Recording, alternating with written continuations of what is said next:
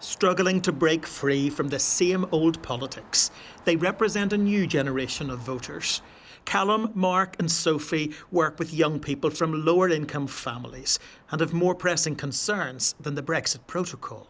The reality is paying your bills is harder now than actually discussing the protocol. I don't really care about the protocol anymore. I'm more concerned about the people in the community that can't afford their oil bill, that can't, afford their food.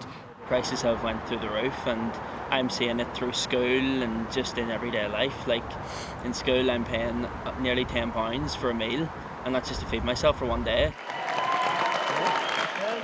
It's 6 months since Sinn Féin's historic victory, winning the most seats at Stormont. Michelle O'Neill on course to become the first nationalist to hold the office of First Minister.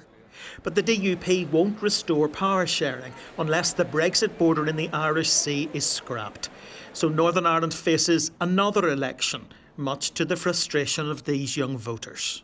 Young people want to go on a holiday, young people want to be able to afford to get a house, young people want to be able to grow up and get married.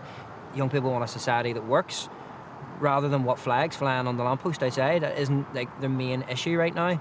And whether you're British or Irish, if you can't afford these things, what's the use in either, really? Northern Ireland has the lowest disposable income in the UK and the highest energy prices. There's little appetite for a rerun of the poll at a cost of £6.5 million. If there's another election, it will illustrate two things: the damage Brexit and the resulting protocol has done to power sharing in Northern Ireland, and the widening gulf between the people and the politics, because many voters are more concerned about how they heat the house and put food on the table than they are about where Northern Ireland's political future lies. If there's no power in the corridors at Stormont, there's no hope for people when they need it most. And that could signal the end of Good Friday Agreement politics.